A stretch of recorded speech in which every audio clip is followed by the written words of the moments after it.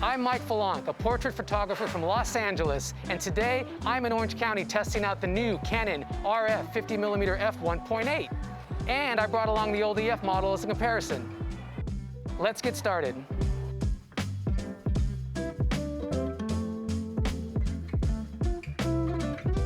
The Canon RF 50mm f1.8 is a fixed prime lens featuring 6 spherical elements in 5 groups and 7 aperture blades. If this sounds familiar, that's because it shares this in common with the EF model.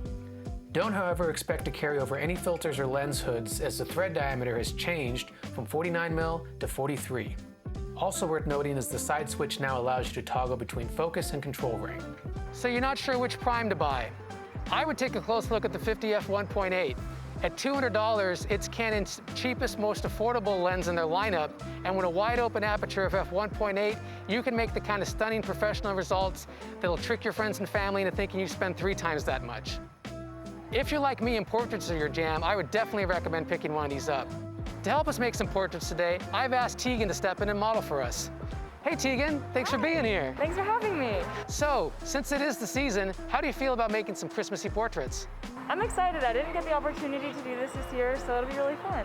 Perfect. Since this is your hometown, why don't you lead the way? Let's go.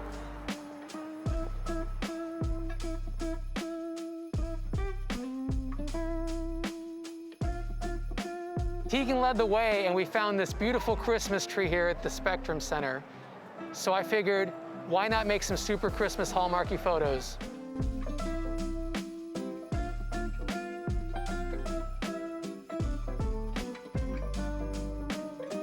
Remember, I brought along the EF model as a comparison.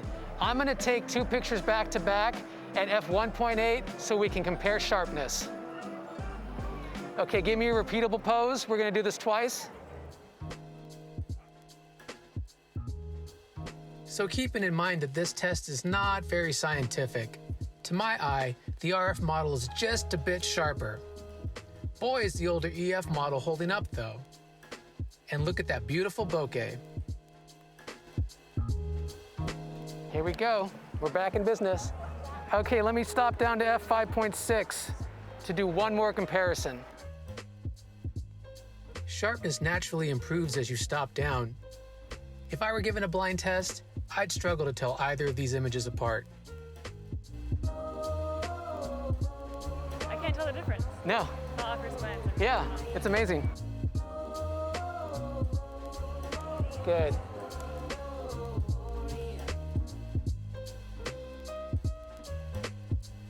This is where it really helps to have eye autofocus, because you're working with such a shallow depth of field. Beautiful. Oh, these are cute.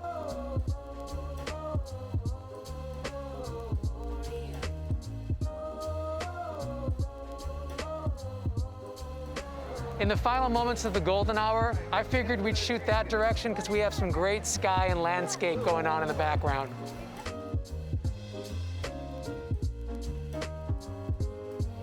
Yes, you look like you're in Beverly Hills right now. Look at those palm trees, look at you shine.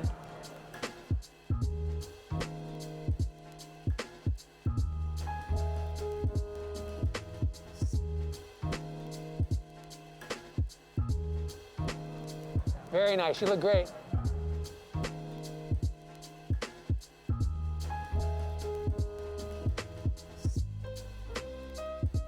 So Canon says that this new lens has something called super spectra coating, which is supposed to help limit glare and ghosting when you point your lens directly into the sun.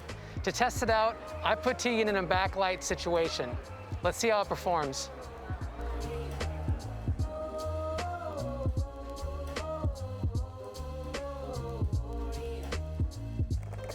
There we go. I'm letting just a little bit of light hit the lens so we can look at that glare.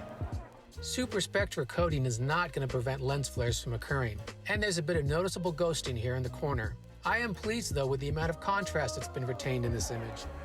So since Tegan's backlit, I've set exposure compensation to be 1 stop brighter than the meter's reading.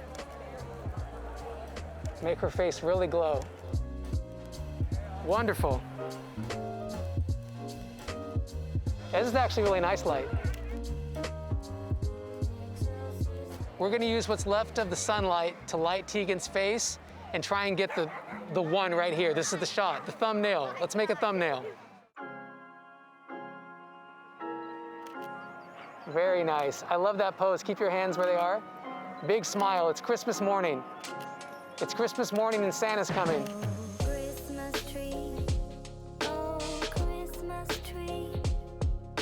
I'm happy with these, so switching to this orientation. Right now, there's just a splendor of lights behind you. In fact, I'm gonna open up to F1.8 and really make those lights shine.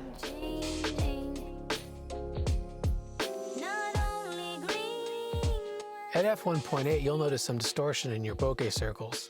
Zoomed in, at least there's no unsightly onion ring lines.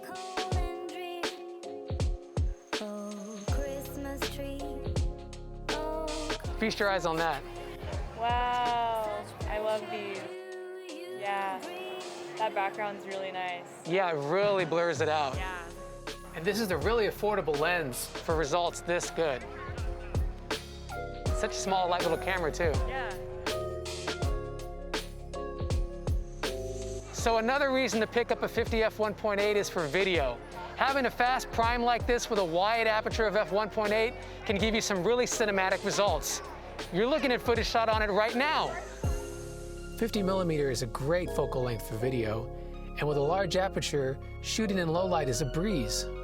It's a shame, however, Canon hasn't image stabilized this lens, like the other STM primes in the lineup.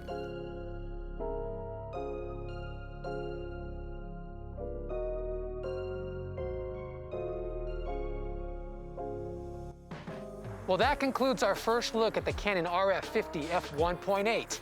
It's a clever piece of kit, and if you don't already have a 50 in your arsenal, I highly recommend picking one of these up. Thank you, everybody, for watching. Like and subscribe for more photography content. What she said. We'll see you in the next video.